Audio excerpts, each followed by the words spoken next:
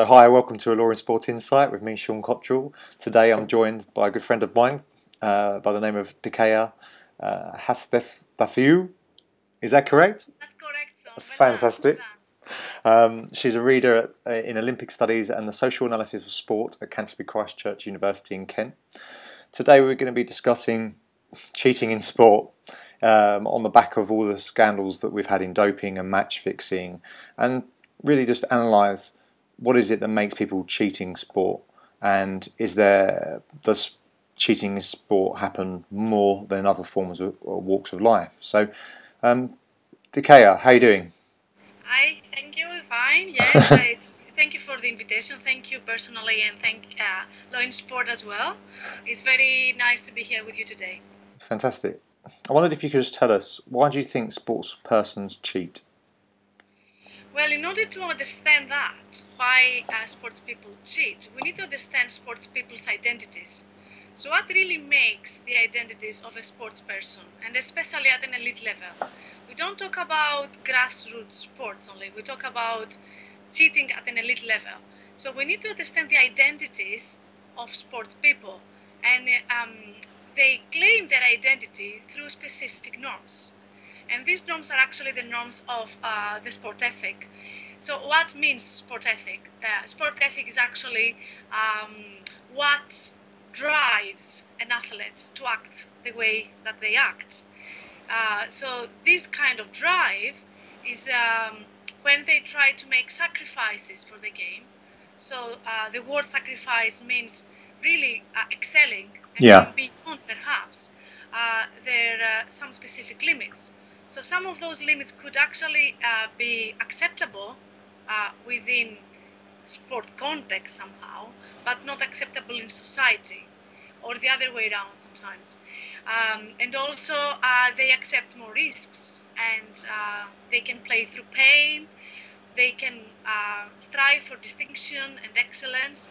So all this kind of sport ethic is quite a unique kind of environment that builds sports people's identities, and is quite distinctive than the context of society. And is it the case that they develop this sort of characteristic over time, or is this something that's innate to them? Is this something that athletes... I would say it's innate. I think would be yes.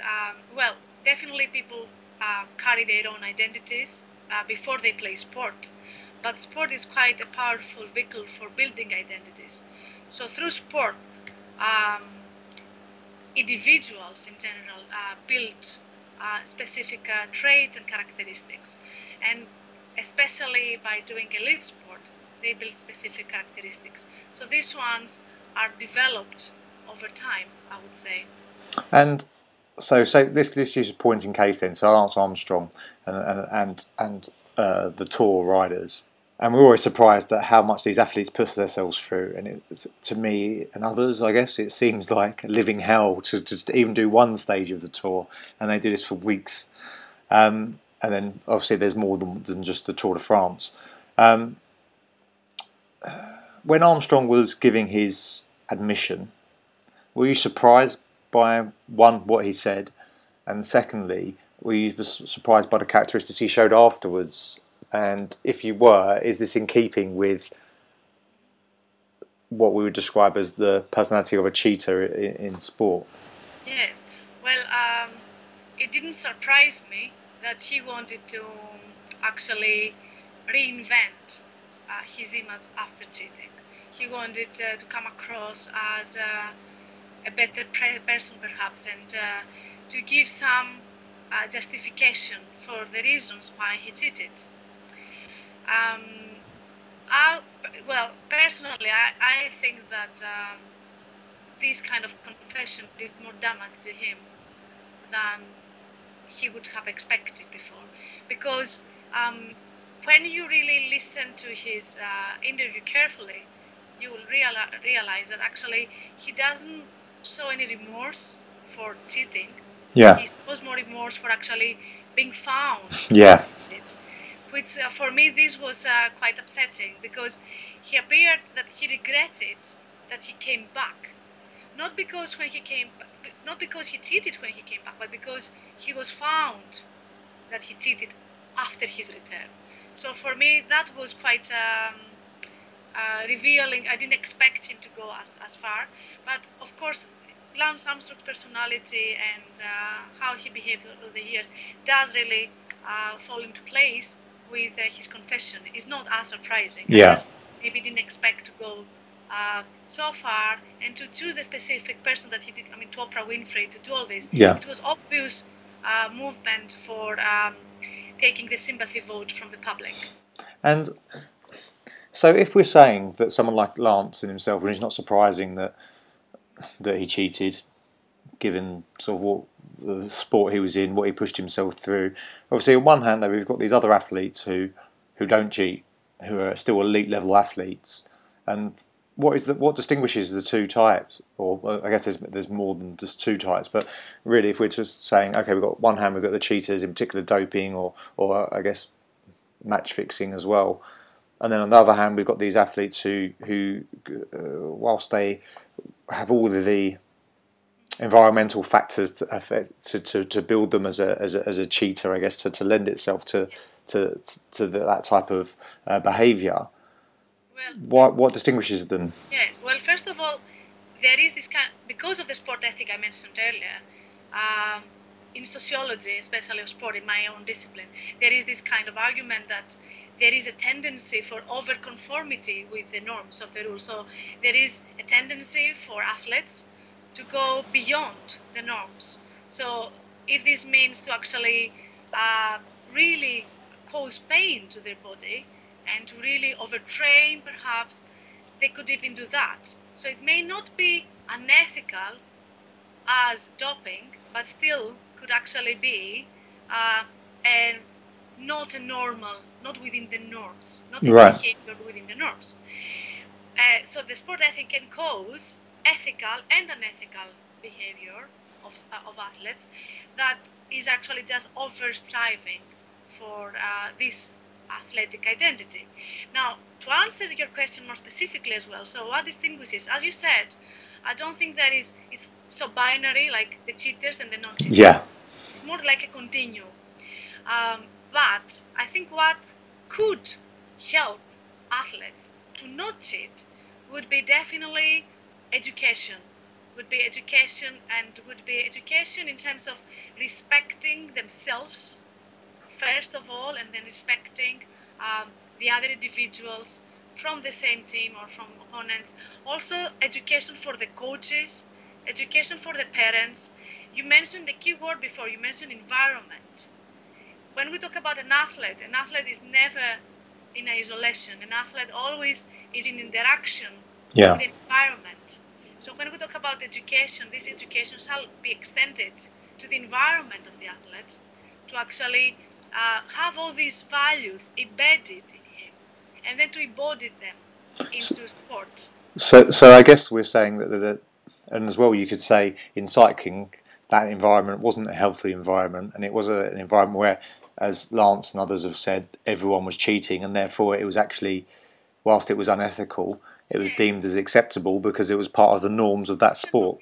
The Tour de France, the history of the Tour de France is associated with drug taking many a long time ago. So it has kind of become almost the norm. The cheating has been the norm. So in these kind of situations, structures shall change in terms of federation, in terms of coaches, trainers, physiotherapists, doctors. So it's a huge network. So it's not just the athletes. Yeah. The whole environment. And education is absolutely essential. When we talk about cheating, when we talk not about only cheating, but in terms of deviant behaviors like racism, because racism is not cheating, but is a deviant behavior, is an unacceptable behavior inside and outside sport. And again, just yesterday, there was the Securing Sport 2013 conference organized by the Doha-based International Center for Sport Security.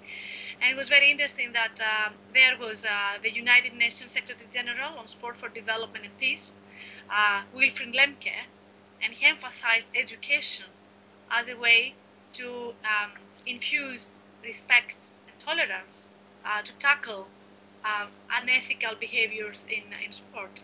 And also recently, we just had a few days ago the incident of Katidis, the Greek footballer who did the Nazis gesture after he scored. And again, this one, well, he was excluded from every team, national team. He was excluded, so it was a very severe punishment. But I would think that instead of having a severe punishment, would actually be the person, the face of a campaign, to actually help him, to educate him. And what he lacked was education. Yeah. So athletes have this tendency of over-conforming with the norms because of this kind of sport ethic norms. But education can help them understand their own possibilities, constraints, and limitations as well. So if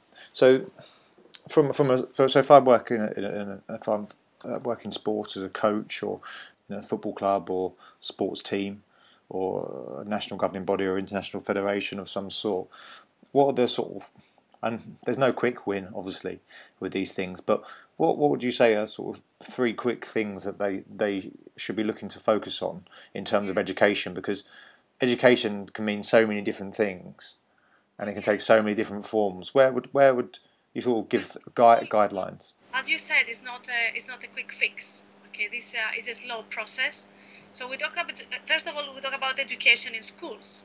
We don't talk education just about in clubs and federations and at elite level. We talk about education for young people, education in physical education, and we talk about educating young people through the physical, not just about teaching them what is respect, but actually through fair play, through certain practices, when they play sport, to pinpoint to them what is right, what's wrong.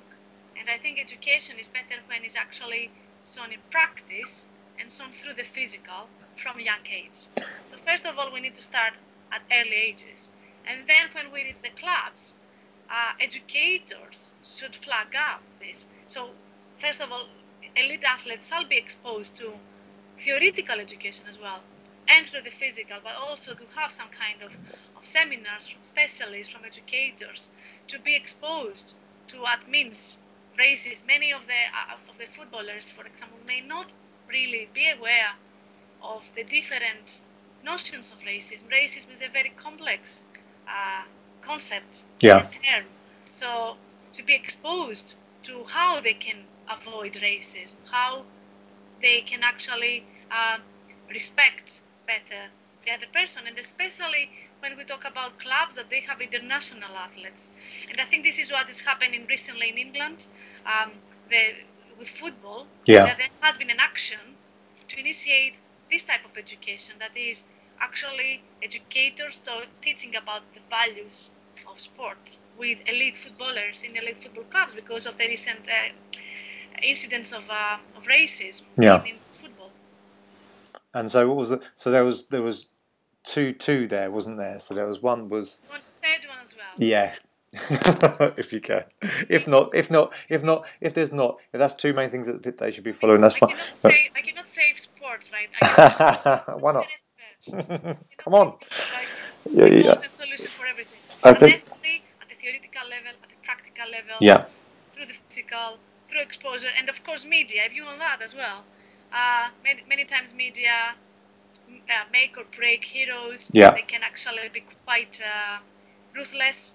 So if media educate, not to exercise so much pressure to the athletes on how they should perform, can actually lead in better performance. So if we've got education going through the system, but we've still got to have this environmental and psychological impact from the type of training that they undertake.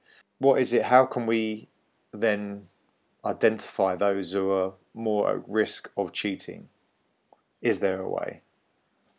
Well, this would actually go into sports psychology as well, in terms of external motivation, actually identifying personalities, because you cannot really predict necessarily from a sociological point of view who is more vulnerable necessarily. It doesn't mean we cannot go into boxes. Yeah.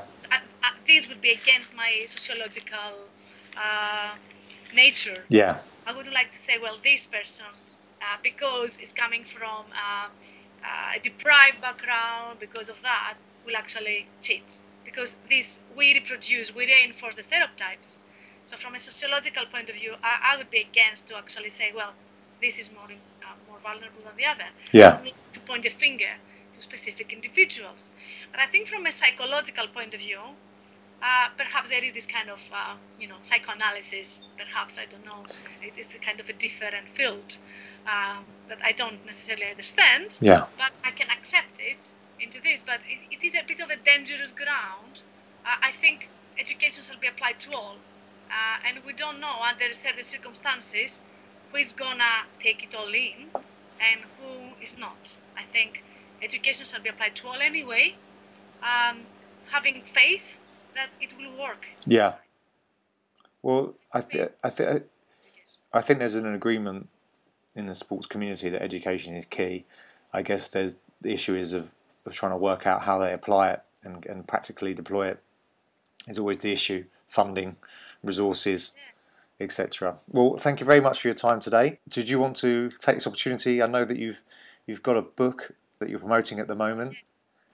Yes, well, it's my book that is co-authored with Professor Ian Henry, the director of the Center for Olympic Studies and Research at Loughborough University. It's published by Palgrave, and the title of the book is Discourse of Olympism from the Sorbonne 1894 to London 2012. So for people who are interested into relationship of power or understanding Olympic issues from early years until today, they may find something useful in there. Great. Well, thank you very much for your time. Thank you very much, Son. Thank you for the invitation again.